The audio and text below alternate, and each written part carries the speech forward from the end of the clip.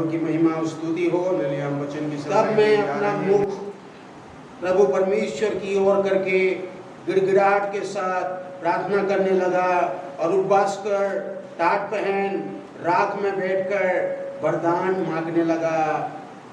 मेरे प्यारों, यहाँ हम देख सकते हैं दानियल का उपवास और प्रार्थना के बारे में। जब इस्राएल 70 मादी शेरस का पुत्र दारा के जो कसदियों का देश पर राजा ठहराया गया था, उसके राज्य के पहले वर्ष में मुस दानियल ने शास्त्र के द्वारा समझ लिया कि यरूशलेम की उजड़ी हुई दशा यहोवा के उस वचन के अनुसार जो यिर्मयाह नबी के पास पहुंचा था, कुछ वर्षों के बीतने पर अर्थात 70 वर्ष के बाद पूरी हो जाएगी।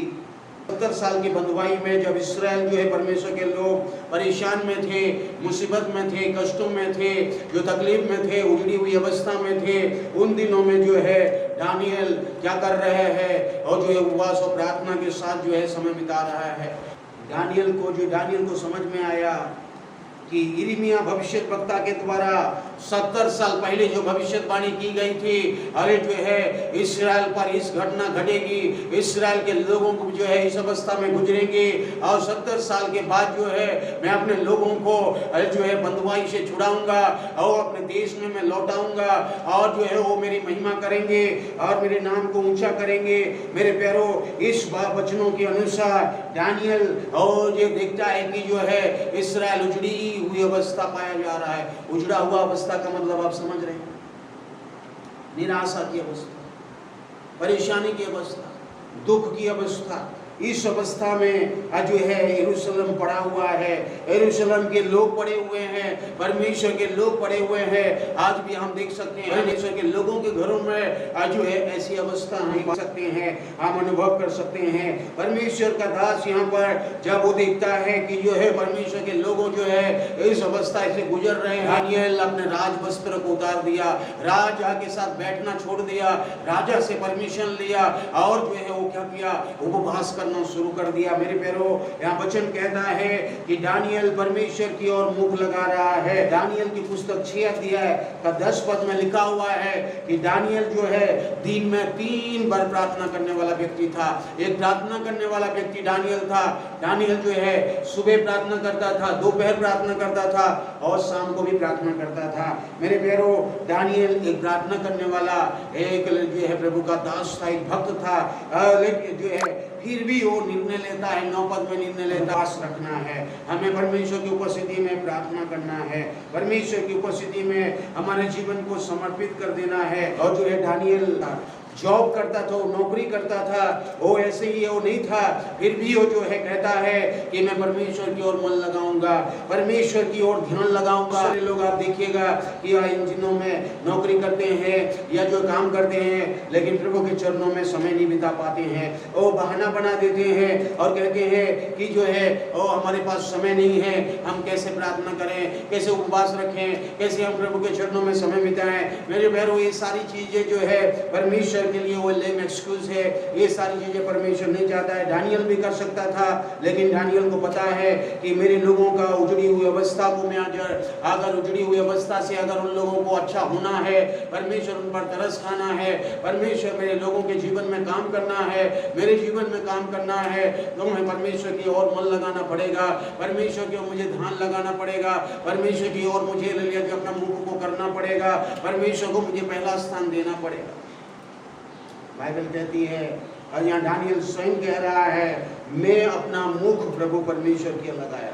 इसका अर्थ है कि हमें इस घड़ी में, इस समय में परमेश्वर को पहला स्थान देने की जरूरत है। मेरे प्यारों, अगर हम परमेश्वर को पहला स्थान दे दे तो मुसीबत आता ही नहीं। मैं कहता हूँ और मुसीबत आने से पहले ही परमेश्वर हमारे लिए मार्ग खोल देता है। संहिता 32:6 में दाऊद कहता है, इस कारण हर एक भक्त तुझसे ऐसे समय में प्रार्थना करे जबकि तू मिल सकता है। निश्चय जब जल की बड़ी बाढ़ आए तो भी उस भक्त के पास न पहुंचेगी। तू मेरे छिपने का स्थान है, तो संकट में मेरी रक्षा करेगा, तो मुझे चारों ओर से छुटकारे के गीतों से घेर लेगा। मेरे प्यारों, यहाँ पर दाऊद राजा को समझ में आ गया कि हर एक भक्तों को, हर एक प्रभु के जनों को, हर एक जो विश्वास करते हैं उन्हें प्रार्थना करना है। जब परमेश्वर मिल सकता है, जब परमेश्वर तुम्हारे पास है, जब परमेश्वर हमारे साथ है, जब परमेश्वर को हम पहला स्थान दे सकते हैं, तब कई प्रिय लोग अपने कामों को पहला स्थान देते हैं। कुछ लोग बोलते हैं नहीं मेरी काम है इसीलिए मैं प्रार्थना नहीं कर सकता हूँ, मैं उपवास नहीं रख सकता हूँ, नहीं मेरा तो बहुत काम है। सबके जीवन में काम है, सबके घरों में काम है, सबके परिवार में काम है। काम कभी खत्म होने वाला ही नहीं है, लेकिन बहुत लोगों का जीवन में सुनाई पड़ता है कि मेरा तो बहुत काम है। मेरे प्यारों, दाऊद राजा से हमें सीखना है। दाऊद राजा भी जो है एक ही बड़ा देश का राजा था, बहुत सारी कर्तव्य थी, बहुत सारी रेस्पॉन्सिबिलिटी उनकी उसके ऊपर में, उसके कंधे पर था उस देश को चलाने के लिए। और जो फिर भी दाऊद राजा क्या कहता था, मैं परमेश्वर के पास समय बिताऊंगा। और दाऊद राजा भी जो है दिन में 3 बार प्रार्थना करता था, बाइबल बताती है। मेरे प्यारों, बाइबल कहती है कि जो है बड़ी बाढ़ आएगी तो उन्हें उसे कोई नहीं बचा सकता है, केवल परमेश्वर ही बचा सकता है। और जो बड़ी मुसीबत आएगी, बड़ी कष्टदायक जीवन आने लगेंगे, तो इस समय में जब हम पुकारेंगे परमेश्वर दूर हो चुका होगा। यहाँ बाइबल कहती है जब परमेश्वर तुम्हारे पास है, परमेश्वर तुम्हारे मध्य में है, प्रार्थना करो, वचन के विरुद्ध में बलवा मत करो, वचन के अगेंस्ट में मत जाओ। परमेश्वर कहता है निरंतर प्रार्थना में लगे रहो। क्यों परमेश्वर का वचन कहता है, जो प्रभु यीशु मसीह ने कहता है उस विधवा स्त्री को कि जो है ढाढ़स भर, हिम्मत मत हारना, नित्य निरंतर प्रार्थना में लगे रहना, तेरे विषय में परमेश्वर न्याय करेगा। परंतु मैं देखता हूं कि अंतिम दिनों में अनेक लोगों का विश्वास जो है वो ठंडा हो जाएगा। यीशु मसीह ही केवल नहीं, पौलुस भी कहता है कि निरंतर प्रार्थना में लगे रहो। दाऊद राजा स्वयं कहता है कि जब परमेश्वर को तुम पहला स्थान देते हो, परमेश्वर को जब ढूंढने लगते हो, परमेश्वर से समय बिताने लगते हो, तो परमेश्वर निश्चय 100% वहां गारंटी दिया, निश्चित रूप से हमें परमेश्वर बाढ़ से बचाएगा, निश्चित रूप से उस कष्टों से बचाएगा। हमें जब प्रार्थना करनी है, जब परमेश्वर को पहला स्थान देनी है, परमेश्वर की ओर ध्यान लगाना है, दानियल के समान परमेश्वर के मुख लगाना है। मेरे प्यारों, आज कितने लोग हैं जो परमेश्वर को जो फर्स्ट प्लेस, पहला स्थान देते हैं। 34 भजन संहिता का 5, जिन्होंने उसकी दृष्टि की है उन्होंने ज्योति पाई है, उनका मुंह कभी काला ना हुआ। मेरे प्यारों, परमेश्वर के लिए भी आप समय दे। बाइबल नहीं कहती है कि हमें काम नहीं करना है, काम करें, लेकिन परमेश्वर की ओर भी ध्यान लगाएं। बहुत सारे लोग आज जो है कामों को ज्यादा महत्व देते हैं, लेकिन परमेश्वर को कम देते हैं। आज आप एक निर्णय लीजिए मेरे प्यारों, इतने भी सुनने वाले मेरे भाइयों और बहनों, अंत के दिनों में हम गुजर रहे हैं। इन दिनों में हमें परमेश्वर की ओर ध्यान लगाना पड़ेगा, परमेश्वर की ओर आंखें उठाना पड़ेगा, परमेश्वर की ओर देखना पड़ेगा। बहुत सारे लोग आज संसार की ओर देख रहे हैं, और कई लोग आज डॉक्टरों को देख रहे हैं, कई लोग जो है पैसे को देख रहे हैं, कई लोग रिश्तेदारों को आप देखेंगे, कई लोग इसको उसको आप देखेंगे, कई लोग पास्टरों को देखेंगे, कई लोग जो मनुष्य को देखेंगे।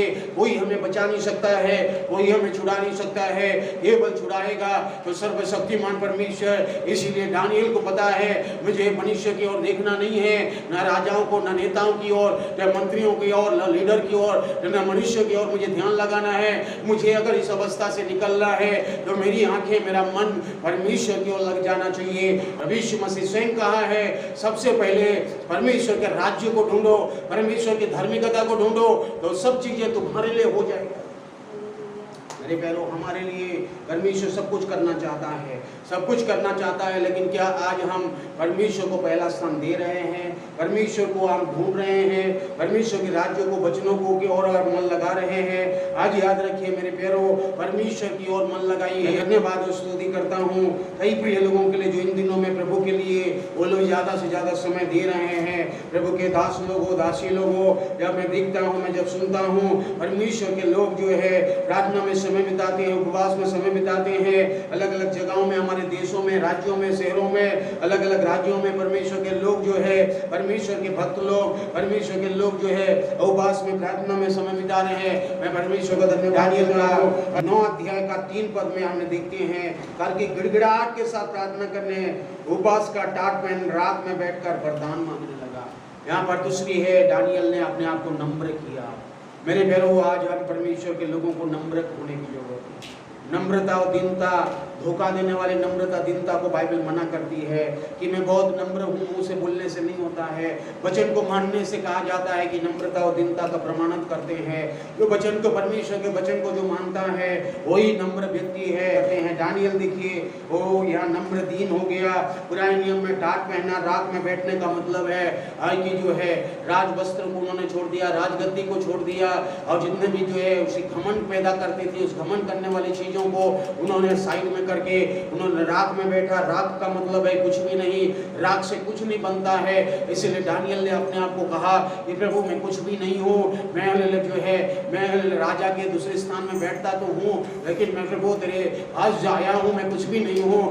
मैं नम्र दीन बना लेता हूँ अपने हृदय को, अपने जीवन को। दूसरी इतिहास 7 अध्याय का 14 पद, परमेश्वर यहाँ कहता है, तब यदि मेरी प्रजा के लोग जो मेरे कहलाते हैं दीन होकर प्रार्थना करें, मेरे दर्शन की खोजी होकर बुरी चाल से फिरे, तो मैं स्वर्ग में से सुनकर उनका पाप क्षमा करूंगा और उनके देश को ज्यों का त्यों करूंगा।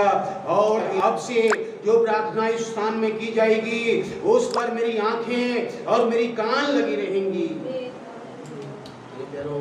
परमेश्वर का वचन यहाँ कहता है कि यदि मेरे प्रजा मेरे लोग, परमेश्वर स्वयं कहता है मेरे प्रजा मेरे लोग क्या करें, नम्र होकर दीन होकर प्रार्थना करें, और जो है मेरी दर्शन की खोजी होकर प्रार्थना करें, सारी बुरी चाल से मन फिराएं, अपने बुराई से मन फिराएं, परमेश्वर के बलवंत हाथों में सौंप दे और प्रार्थना करें। परमेश्वर कहता है दीन होकर प्रार्थना।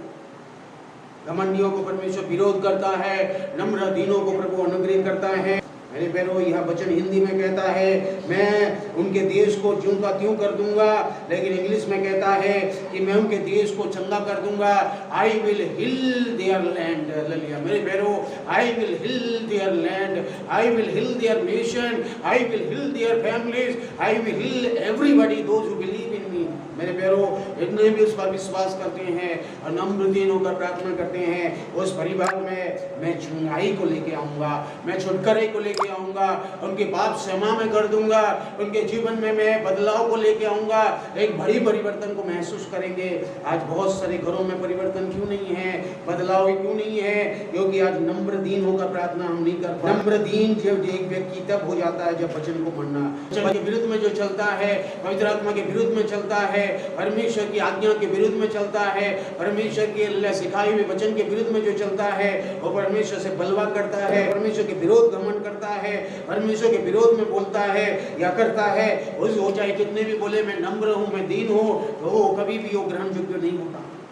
परमेश्वर के वचन के अनुसार जब जीना शुरू कर देते हैं और वचन के अनुसार आपको बोलना दिन बना, यीशु कहता है कि मेरे पास आओ, मैं तुम्हें सिखाऊंगा कि नहीं। दानियल का प्रार्थना को आप देखिए, दानियल का प्रार्थना किस प्रकार से था। तीसरी पॉइंट में हम आएंगे 4 और 5 पद में, मैंने अपने परमेश्वर यहोवा से इस प्रकार प्रार्थना की।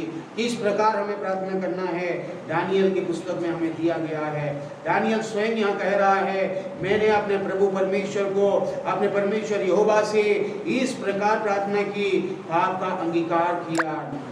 इतने लोग आज जो हैं और जो अपने पापों को आज नहीं मानते हैं। मेरे प्यारों, इतने लोग हैं जो आज अपनी गलतियों को मानना नहीं चाहते हैं, गलतियों को। दानियल 3 बार दिन में प्रार्थना करने वाला व्यक्ति रहने के बाद भी हम देख सकते हैं वो अपने पापों को, अपने पूर्वजों को पापों को मान रहा है, अपने लोगों का पापों को अंगीकार कर रहा है, मुंह से बोल रहा है परमेश्वर के लिए, और इस प्रकार से वो प्रार्थना कर रहा है, हे प्रभु तू महान है, तू भय योग्य परमेश्वर है, जो अपने प्रेम रखने वाले और आज्ञा मानने वालों के साथ अपनी वाचा को पूरा करता और करुणा करता है। हम लोगों ने तो पाप किया, कुटिलता किया, दुष्टता किया, बलवा किया है, तेरी आज्ञाओं को और नियमों को तोड़ दिया है। मेरे प्यारों, कितने हम परमेश्वर की आज्ञा को तोड़ते हैं, कितने ही हम वचन की आज्ञा को तोड़ देते हैं, अनगिनत। दानियल के उपवास और प्रार्थना के समान हमारी प्रार्थना होनी चाहिए। दानियल कहता है, हे प्रभु सुन ले, हमारी विनती सुन ले, हमारी प्रार्थना को सुन ले प्रभु। हमने पाप किया है, हमारे पापों को क्षमा कर दे। हमने कितना गुनाह किया, हम लोगों ने तो पाप किया, हम लोगों ने तो कुटिलता किया, हम लोगों ने तो दुष्टता किया, हम लोगों ने तो भलवा किया, तेरी आज्ञाओं को नियमों को हमने तोड़ दिया।